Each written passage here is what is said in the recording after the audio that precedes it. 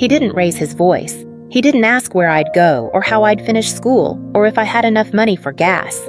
He just stood in the hallway, arms crossed, watching the movers carry out my boxes like they were clearing a guest room after checkout. My father, Russell Blake, had always been good at pretending things were normal, even when they weren't, even when his 18-year-old daughter was leaving home with nowhere else to go. The last thing he said to me was, "You're an adult now, Savannah. You'll figure it out." Then he turned back toward the kitchen, where Chase, his son from a previous marriage, was bouncing his baby on his hip like a proud suburban dad. Emma, Chase's wife, stood beside him smiling like she hadn't just taken over a house that wasn't hers.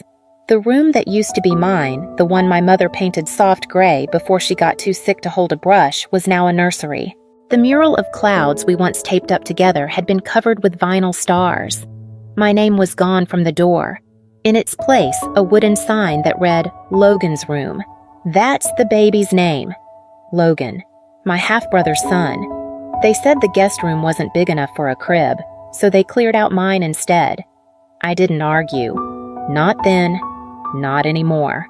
My mother Diane passed away from ovarian cancer a year and a half ago. She was the soft one, the reason the house ever felt like home. After she died, Russell became all wall and no door. I stopped trying to knock. I walked to the car with 2 boxes and 1 photo frame, me and my mom on the porch summer before the diagnosis. She's laughing in it. I'm wearing overalls and braces. My grandmother Lois opened the passenger door without a word. She didn't ask what happened. She didn't have to. As we pulled away, I looked back once. No one was watching. No one waved. Just a house with new curtains, new laughter, new names on the walls. Before my mother got sick, the house felt like it belonged to both of us. She let me paint flowers on the baseboards in my room. She left notes in my lunch bag even in high school with small things like, "Don't let them dim your light." She always used my full name, Savannah, not kid, not her. But even then, I knew my father saw me differently. Russell Blake wasn't a cruel man. He just had no space for softness. And softness was what I was born with. He never hit me. He never yelled unless I cried too long or laughed too loud. Then it became, "You're too much. Tone it down. Don't be dramatic." He never said those things to Chase, his son from his first marriage. Chase only visited every other weekend, then more often once he got older. By middle school, it felt like he lived with us full time. He was everything I wasn't: tall, athletic, charming, naturally likable. He got his first car at 17. I got told to take the bus. My mom used to say, "He's just trying to earn his father's love, same as you." But I wasn't so sure. Chase didn't try. He didn't have to. He already had it. When Mom was still alive, she shielded me from the worst of it. She knew when I came home crying from school without needing to ask. She'd make tea, sit on the couch with me, and just stay there. She never forced the hurt to resolve. After her diagnosis, things got quieter. She lost weight fast, her voice slower. But the last thing she did before the first round of chemo was write me a letter. She slipped it under my bedroom door. On the envelope it said, "Open when it gets too loud." I didn't open it for almost a year. Not until after the funeral. Not until I caught Russell packing her scarves into a garbage bag. In the letter she wrote, "You are the quiet courage of this house. One day your kindness will outlast their noise. Don't wait for them to see it. Just be it." I folded it back up and placed it behind her photo in the frame I still carry. Russell never brought up her name after that. He replaced her kitchen towels, her tea mugs, her blanket on the couch. One afternoon, I asked if we could keep the porch flowers she planted. He said, "They're annuals. They die." That's the point. That was how mourning looked in my house efficiency. Cut it out. Move on. Make space for what's next. Chase got married the spring after Mom passed. Emma, sweet and polite, didn't know what had happened here. They sent me a wedding invite with my name, misspelled Savannah. At the reception, I stood alone near the punch bowl while Russell gave a toast. He said, "Today, I'm proud to stand beside my son, my first, my best." He never looked in my direction. I never told him he said that out loud. It happened on a Thursday. I came home from school to find my bedroom door open. That wasn't normal. Russell never entered my space not to check, not to clean, not even to knock. Inside the closet was bare. My books were in boxes. The comforter my mom gave me had been folded not gently and laid across a chair in the hallway. My lamp was gone. So was the framed photo. I found it later tucked into a box labeled Misk, in someone else's handwriting. At the foot of my bed sat a plastic bin filled with baby items, soft toys, rolled onesies, a bottle warmer still in the box. I stood in the doorway like a guest who had arrived too early to a party that wasn't hers. Chase's voice came from down the hall light and amused, "The nursery's coming together." I didn't respond. That night, Russell sat me down not to ask but to inform. He said that Chase and Emma were moving in next week. The guest room would be theirs. My room would be for the baby. I asked why the nursery couldn't be in the guest room. He looked up from his phone and said, "Because you're almost an adult, Savannah. You're going to college soon. It's time to make space for a family that needs it." I don't remember what I said back. Maybe nothing. Maybe silence was the only answer that still felt mine. 2 days later, my bed was dismantled. No one told me where to sleep. I stayed at a friend's house that weekend, then packed what I could into the trunk of my car. There was no fight, no screaming match, just subtraction, quiet and surgical. A few nights before I left, I passed Chase in the hallway. He was carrying a bag of diapers and didn't stop walking. He nodded at me almost like a stranger might and said, "Thanks for making room." Not sorry, not I didn't know, just thanks. It wasn't even my room anymore when I left. It just took me a while to realize I'd already been moved out one object at a time. Leaving didn't feel like escape. It felt like dissolving. I didn't announce it. There were no slammed doors or raised voices. Just an email to my principal requesting remote final exams. A call to my grandmother Lois asking if her offer still stood. She said yes before I finished the sentence. I packed my clothes, my textbooks, and the photo of my mother. That was all. The rest belonged to the version of me who used to think home was permanent. The morning I left, Chase was assembling a crib in what used to be my room. Emma stood nearby holding fabric swatches and sipping coffee from the mug that used to be my mother's. Russell was outside raking the front yard like he hadn't erased a person from his household the night before. No one stopped me. No one asked where I'd go. They had already made peace with the space I left behind. I moved into Lois's upstairs guest room, a modest space with a view of the neighbor's cornfield and a quilt that smelled faintly of cedar and lavender. She didn't ask for the whole story. She just made soup and set a folded towel at the end of the bed like she knew I'd need both. There was no drama, no ceremony, just stillness. For the first time in years, I woke up without tension behind my eyes. I finished my finals online and sent in my acceptance to Winthrop College, a mid-sized school 3 hours south. They'd offered me a STEM scholarship based on my early project portfolio. It felt strange having something of my own that no one could minimize or repurpose.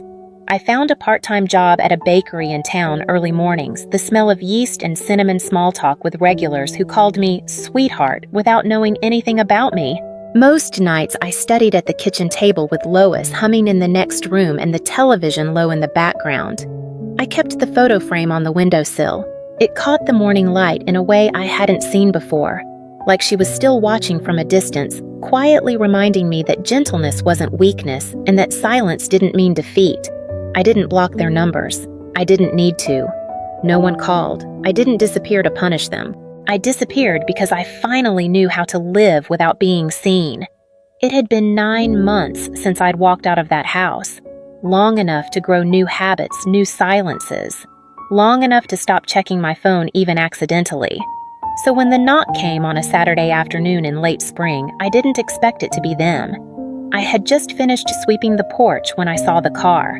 Russell's truck still dented on the side door from the winter. He skidded off the driveway and blamed the road instead of the ice. Chase stepped out first, wearing a pressed shirt that didn't match the sweat on his forehead. Russell followed slower, older than I remembered. Lois met them at the screen door before I did. She didn't raise her voice, just said, "She doesn't owe you a damn thing, but she's inside." I met them in the kitchen. They didn't sit. Russell looked around like he'd never seen laminate counters before. Chase stood near the window, his jaw tight, his hands shaking just enough to notice. Russell cleared his throat first. "We need your help," he said, as if he were asking me to pass a wrench, not rewrite a crime. He told me that Chase had been working at Granite Axis Freight, the logistics company run by Darren Monroe, a longtime friend of my mother's, someone she trusted enough to recommend when Russell was between jobs years ago. At first, it was small things. Company cards used for personal expenses. A few numbers moved around in quarterly reports. Nothing dramatic. Until someone in accounting noticed missing funds, thousands of dollars unaccounted for. Chase was caught. And because Russell had vouched for him, signed off on certain documents, they were both implicated. Darren hadn't pressed charges yet. He said he was holding off out of respect for my mother. But the silence wouldn't last. A decision had to be made by the end of the quarter. That's when they told me their plan. They wanted me to say the money had been wired to my education fund. That Chase and Russell had taken the money not for personal gain, but to help me attend Winthrop Cover Tuition Books housing. It was a story that could explain the transfers and buy them time. Russell said it could save their jobs, maybe keep the company from pursuing legal action. He said, "It's not lying if it's for family." I looked at Chase. He didn't meet my eyes. He only said, "You're the only one Darren would believe. He loved your mom." The room felt colder than it had 5 minutes earlier. I thought about my mother, her photo sitting in the next room, angled toward the light. I thought about the note she wrote me in the letter. "Don't wait for them to see it. Just be it." Russell stepped forward. "I know I've made mistakes. I know I've been hard. But this is different. We're talking jail time, Savannah." That was the first time he'd said my name in over a year. Lois came in and placed 2 glasses of water on the table. She didn't speak. She just put her hand on my shoulder and left again. I stood there unsure of whether to scream or laugh or cry. But I did none of it. I just said, "You want me to lie to protect you." Russell said, "We're not asking you to lie. We're asking you to help." I said nothing. Chase finally looked at me. His voice cracked. "If it were you in this position, I would have helped you." That's when I realized something. He actually believed that. They hadn't come to apologize. They'd come to collect. Because I was useful now. Because Darren liked me. Because I reminded him of someone they once needed too. They didn't leave right away. Russell paced the edge of the room like he was circling something too fragile to touch. He wasn't shouting. He didn't need to. His silence had always been the louder weapon. "I know I wasn't a great father," he said finally, "but I'm still your dad." I didn't answer. Not because I was angry, but because the words meant less now than they ever had. "I would have helped you," Chase said again, this time more softly, as if volume could create sincerity. "Your family, Savannah. You always have been." That line sat between us like a broken chair no one wanted to throw away. If I was always family, why did I have to leave with 2 boxes and no goodbye? Russell stepped closer. "I don't want to go to prison," he said. There was no apology in it. No ownership, just fear. Fear of consequences, not of conscience. They weren't there because they had finally seen me. They were there because someone else might, and that made me dangerous. For a moment, I wavered. Not because I believed them, but because I could still hear my mother's voice telling me to be kind, even when it hurt. She'd always believed people changed. She thought love could reach even the hardest places. She thought Russell would soften someday. She thought Chase would grow into himself, not away from everyone else. Maybe she still hoped they'd love me right after she was gone. And for a second, I wanted to believe it too. But hope without truth isn't love. It's just delay. I looked at them 2 men who once erased me without blinking and realized they weren't asking for forgiveness. They were asking for permission to stay clean, to avoid shame, to rewrite the record before anyone else could see it. They wanted me back, not to welcome me, but to cover their tracks. That wasn't family. That was fear dressed in memory. I didn't shout. I didn't accuse them. The truth had already done that for me. Instead, I stood still, hands resting on the edge of the counter, eyes on the photo of my mother in the next room. Her smile was small in that picture, almost private, like she'd been saving it just for me. Russell spoke again, voice low. "You'd let us go to jail for a grudge." The words sat in the air like rot. I turned to face him. "This isn't about a grudge," I said. This is about the truth, and I'm not erasing her to protect you." He didn't ask what I meant. He knew, because we both remembered who had introduced him to Darren, who vouched for him when no one else would, who believed in him until the very end. My mother. And now they wanted to use her memory to clean up their mess. Chase opened his mouth to speak, but I shook my head. "I won't lie," I said. "Not for you. Not for anyone." He looked away. Russell didn't. His eyes were glassy but not soft. Just tired. "I didn't think you'd say no," he murmured. That stung more than I expected, because he hadn't come believing in my kindness. He'd come counting on it, and in some old part of me buried beneath the leaving and the silence I wanted to give it to him. But kindness without boundaries isn't grace. It's surrender. I walked them to the door. Russell paused on the porch hands in his jacket pockets. "She would have helped," he said. I didn't answer. Not because I disagreed, but because I finally understood my mother would have helped them out of love. But they weren't asking with love, only need. The screen door clicked shut behind them. Their footsteps faded down the steps. I didn't watch them leave.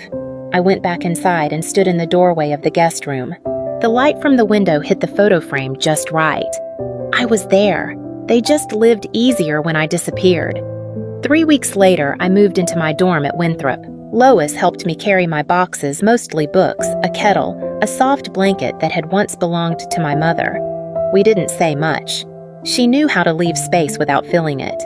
The room was small but bright, with a desk by the window and white walls still blank with possibility. I unpacked slowly. Textbooks, notebooks, a ceramic mug I'd painted in 10th grade chipped on one edge, in the frame. I placed it on the desk without thinking, like instinct. My mother, leaning into me, whined in her hair the summer she said I finally looked taller than her. I adjusted it slightly so it caught the light. There was no ceremony, no closure, just a new space that didn't ask me to shrink. Russell didn't call again. Chase didn't text. I didn't check. One morning I received an email from Darren Monroe, the CEO. He said he'd accepted their resignations. No police, no charges, but no more chances either. He closed with, "Your mother would be proud of who you're becoming." I stared at the screen for a long time, then closed the laptop. The air through the window was soft.